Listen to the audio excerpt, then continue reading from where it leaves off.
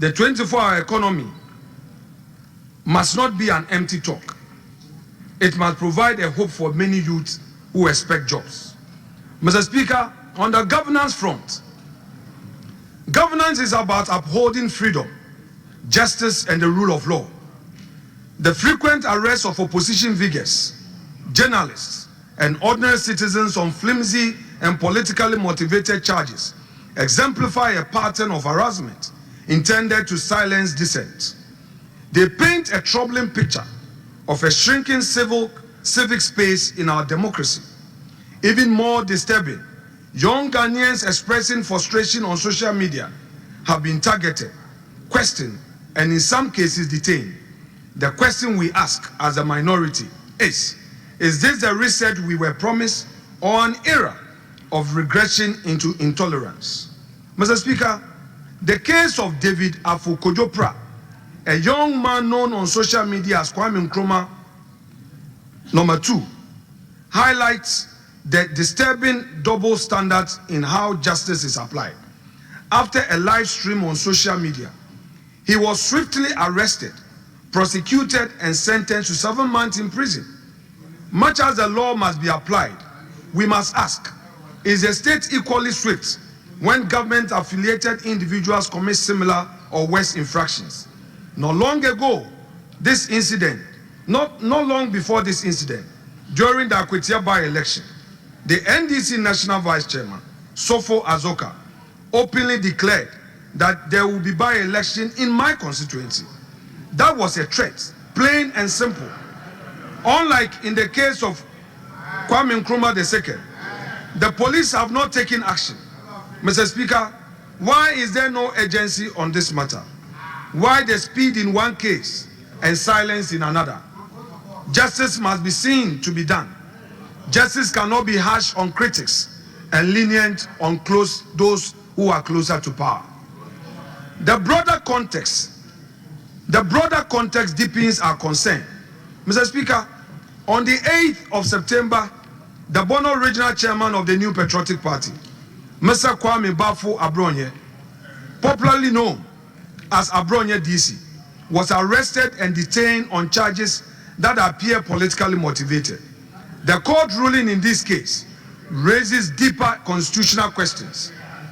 In delivering judgment, the presiding judge, His Lordship Akwa, cited George Orwell's Animal Farm, observing that, quote, all men are equal, but some are more equal than others, unquote, and went on to quote the late President Robert Mugabe, purportedly, quote, I can assure you of freedom of speech, but cannot assure you of freedom after speech, end quote. Mr. Speaker, these remarks to us as the minority, coming from the bench, convey an unsettling message that equality before the law and freedom of expression may no longer be treated as fundamental rights, but as privileges subject to interpretation and power. Such reasoning, if left unchecked, sets precedent for democratic governance and judicial independence. The use of Orwell and supposed quote from Mugabe to rationalize the restriction of free speech undermines the spirit of our Constitution, which guarantees every citizen the right to express opinion without fear of reprisal. Ghana's courts have long stood as the last line of defense for liberty, and any departure from that role risks eroding public confidence in justice itself. The minority, therefore, finds this trend dangerous and calls for restraint, reflection, and a renewed commitment to fairness, equality, and the true meaning of freedom under the rule of law. Mr. Speaker, the minority registers its unequivocal objection to the removal of the Chief Justice, Mrs. Gertrude Araba Esaba Saki Tokonu. We believe the process lacked transparency, violated constitutional principles, and set a dangerous precedent for judicial interference. 3 separate petitions were referred to the Puaman Committee. The committee only had 1 petition then adjourned proceedings for continuation on the 15th of September. Yet, without notice to any party in the matter, the committee suddenly submitted a report on the 1st of September, and within 2 hours, an announcement was made of a removal. Was that adjournment a deception, Mr. Speaker? Even more troubling was a warrant of the suspension. It claimed to have made a prima facie determination, but to date, no one has seen such document, and this raises serious constitutional questions. The so-called Puaman report remains a secret document. We, the minority, shall not relent on our demand for a copy and a full disclosure of this report. Mr. Speaker, this matter goes beyond one individual. If this false and irregular process succeeds, it endangers every independent constitutional body. The Auditor General, the Electoral Commission, the National Commission for Civic Education, and even the Public Services Commission could be targeted next under the same Article 146 procedure. The question that must even be asked, that when a person is removed as a Chief Justice, that he or she remain a Justice of the Supreme Court. This will destroy the safeguards of accountability and erase the principle of probity from our governance. If judicial independence can be manipulated in this manner, we should not expect free or credible elections in future. Mr. Speaker, the judiciary is the last line of defense for our democracy, and any act that undermines its independence strikes at the heart of our constitutional order. The minority will resist any attempt to compromise the sanctity of the judiciary.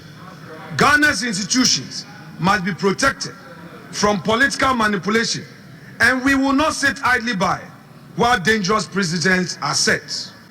On the issue of illegal mining, we, the minority, are of the view that this represents one of Ghana's gravest governance challenges that has persisted across successive governments and which has escalated into a full-blown national crisis is the menace of illegal mining, popularly known as galamsey. The devastation caused by galamsey to our environment, water bodies, and public health cannot be overstated. Even as we convene today, Mr. Speaker, our rivers run brown with pollution. Vast tracts of once fertile land lies carried and toxic, and many of our citizens in mining communities face illness and danger from poisonous chemicals. We have talked about illegal mining for years, yet the problem has only grown worse. Time for mere talk is over. We need decisive, visionary action now to save our country's future from disaster. Not long ago, we were warned. One such early warning came in 2010 when investigative journalist Anas Arimayew Anas released a documentary exposing the dark underbelly of galamsey. That expose, part of the Africa Investigate series, shone a light on the tragic consequences of illegal mining that were already evident back then. The documentary recounted how in June 2010, a galamsey pit near Dunkwa Onofin flooded, killing an estimated 150 people in a single disaster. It showed the rampant corruption and complicity that allowed galamsey to flourish, including officials meant to enforce the law taking bribes to look the other way. It highlighted the environmental havoc being unleashed, rivers poisoned with mercury, cyanide and other toxins, local communities suffering flooding and pollution, fishermen and farmers losing their livelihood. Anas's work in 2010 was an early warning alert for our nation. Then again in 2015, Finance Minister Honorable Setekpe again brought this up at the Finance Committee hearing in Parliament when discussing reasons for the declining cocoa production in Ghana. Tragically, Mr. Speaker, those warnings were not heeded with the urgency and seriousness they deserved. Fast forward, today, the nightmare scenario is upon us.